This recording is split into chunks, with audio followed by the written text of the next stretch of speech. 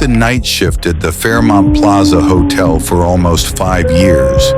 It's not glamorous, but it's steady. After midnight, there's no drama, just quiet halls and the occasional broken vending machine. But last winter, something happened that made me question everything. My job, my sanity, even reality itself. It began with the elevator. We only have 12 floors, but in the building's schematics, there's a listing for a 14th floor. I thought it was a software bug, harmless. But starting in December, the elevator started moving every night at exactly 3:17 a.m. No one called it, no one inside, just descended from 14 to the lobby. Doors opened, empty.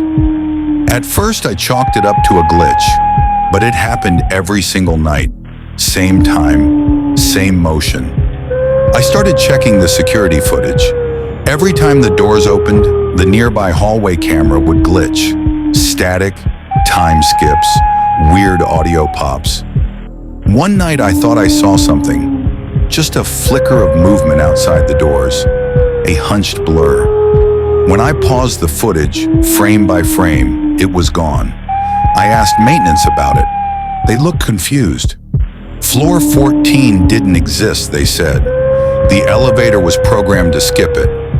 I pulled the original blueprints from our system. The 14th floor was there. Faint. Faded. Almost like someone tried to erase it. That night, I made a decision I regret to this day.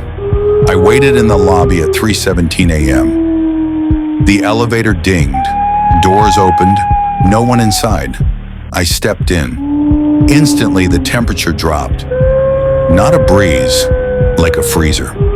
The control panel was dark, except one button. 14. It glowed a deep red. I'd never seen it before. I hesitated, then pressed it. The elevator shuddered and began rising. Slowly. Lights flickered in rhythm. The hum of the motor changed. Lower, almost like a growl. Then, ding! The doors opened. The hallway beyond didn't belong in this building. Faded yellow wallpaper peeled from the walls. The carpet squelched underfoot, soaked with God knows what. The air stank of mildew and rot. I stepped out. The corridor stretched far, too far, longer than the building should allow. Room 1401, rusted number plate, 1402. The door cracked open slightly. Then I heard whispers, not from one direction, from everywhere. Evan! Evan! My name, whispered like a breath against glass. I turned, no one there. I headed for the stairwell at the far end, but there wasn't one. Just more hallway, more doors, all numbered, all wrong. When I turned back, the elevator was gone. Just wall. I panicked, banged on walls, called for help. That's when I saw it. A figure, standing at the far end. Still, pale, wearing a hotel uniform from another time. His arms hung too long, like his joints bent wrong. His head tilted, watching me. And then, he smiled. Not a human smile. I ran, down the corridor. Doors began rattling, slamming. Whispers swelled into groans.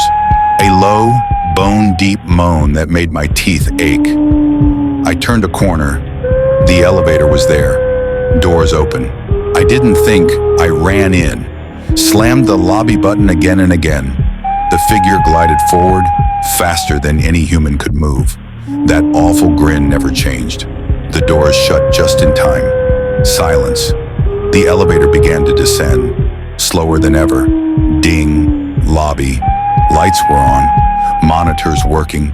It was 3:22 a.m. Everything looked normal, but nothing has been normal since.